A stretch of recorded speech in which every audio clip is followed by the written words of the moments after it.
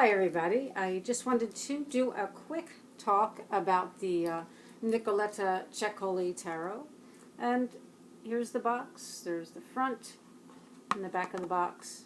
So I know a few people have done little sneak peeks of the deck, but there was something that I don't think was mentioned, and I think it's kind of important.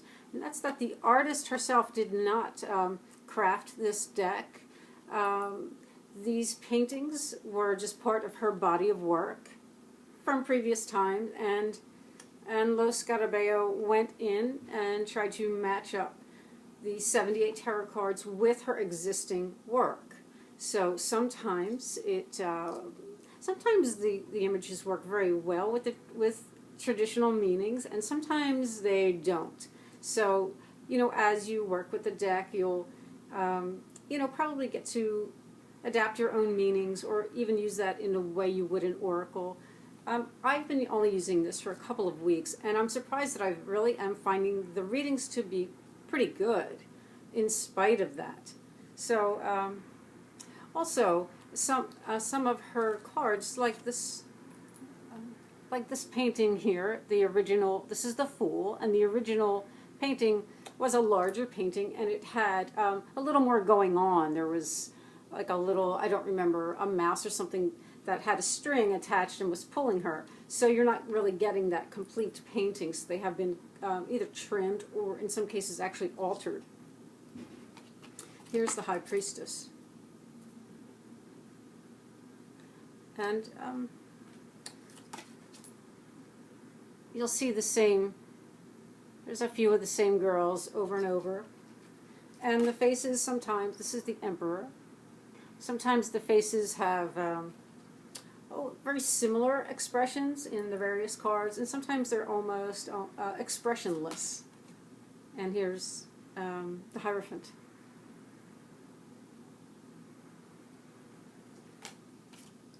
Here's the Lover's card.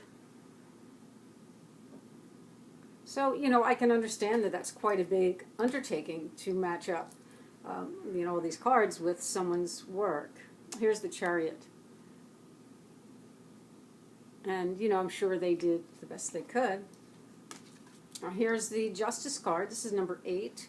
And it's a woman or a girl, I should say. And she's standing on this house of cards. All the cards are hearts. She has a pendant of a red heart at her chest, and she's crowned almost like the Queen of Hearts. So that is really kind of an unusual or interesting take on the Justice card, and not one that I probably would have thought of choosing. Let's see what we have here. Here's the Hermit. Okay, and here's the Strength card. So some of these are styled after, old myths and stories here. Here is the Death card.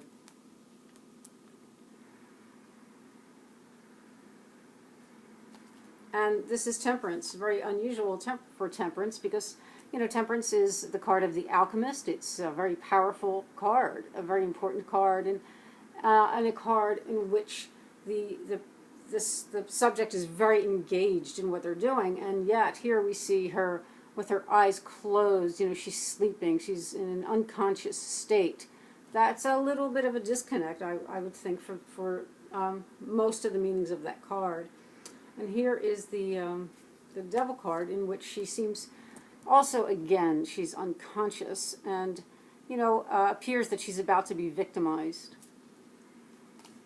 Here's the Tower. And the Moon.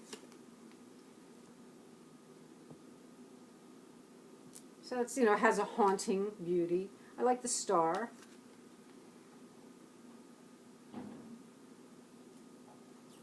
This is the Sun.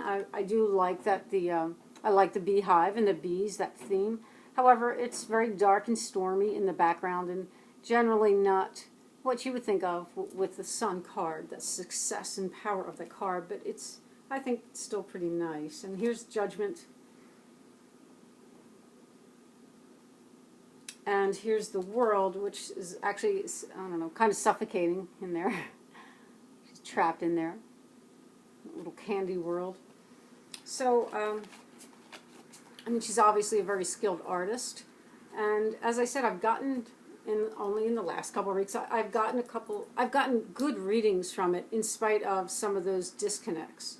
I'll show you a few more pictures here. Here's the Ace of Swords, and now that's kind of interesting because she is, eating her lollipop there, and her lollipop, is kind of is upset and is hurting, and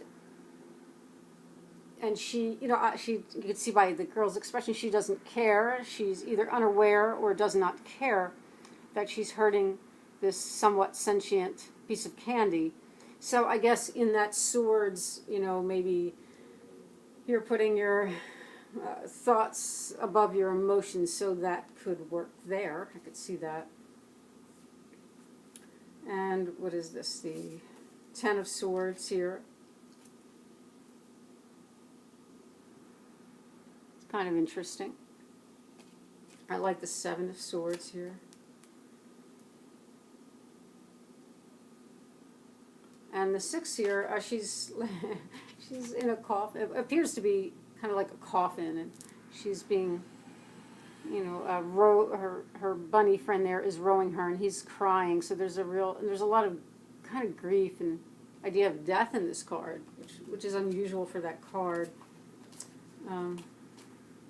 Let's just show you a few more here. This is the Six of Cups. Just going to pull a few at random, just so you can get a good look, because there haven't been a whole lot of images of the deck. What is this? The Nine of Cups.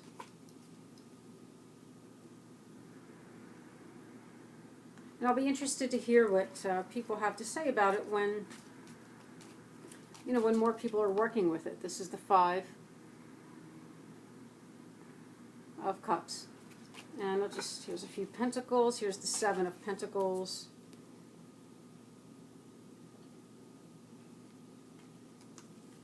And here's the Five of Pentacles.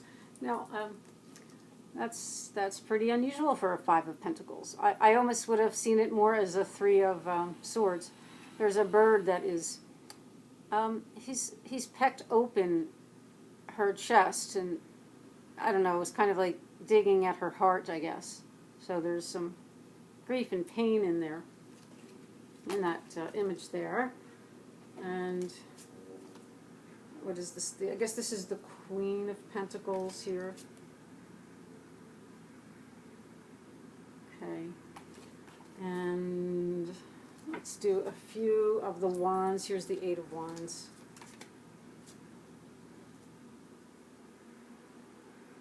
Okay, here's the Six of Wands. I guess she's kind of riding this mosquito.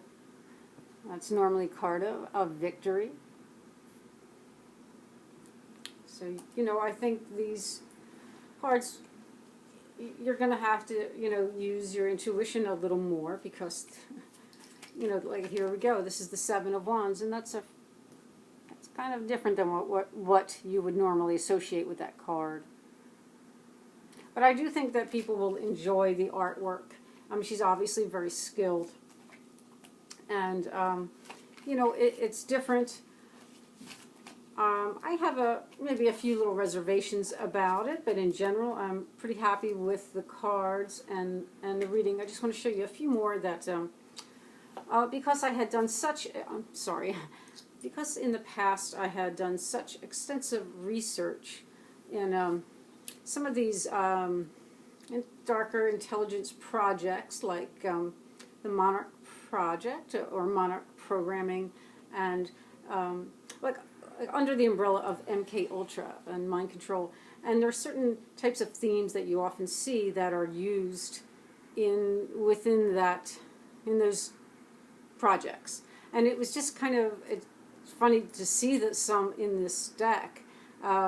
So, I guess it's just a coincidence that she works with some of those similar images. So if you've ever studied any of that, then you'll immediately know what I'm talking about when you see them. And if not, then you can just enjoy the images, I guess. So that's the Magician. Okay. This is the Three of Swords, very monarch type programming here.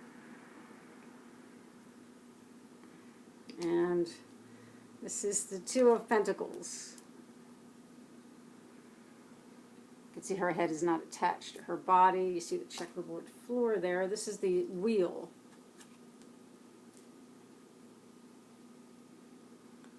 Some of them are so kind of blatant, or could be, you know, in that type of imagery I was just discussing, that it's disturbing to me. Because I wouldn't want to trigger anybody that might have undergone some dark programming. This is the Hanged Man. And you'll see these type of images also. Okay, you see the two heads there, and and this type of image also. You see these a lot in magazines. So there really are triggers everywhere. There's the type of the twins, whether it's in magazines or movies. I was just surprised to see it in a tarot deck. Of course, the bunny, and you know, more of the left eye being closed off. Plenty of those. Oh, what is this here? I guess that's the Ace of Cups there. Four of Swords.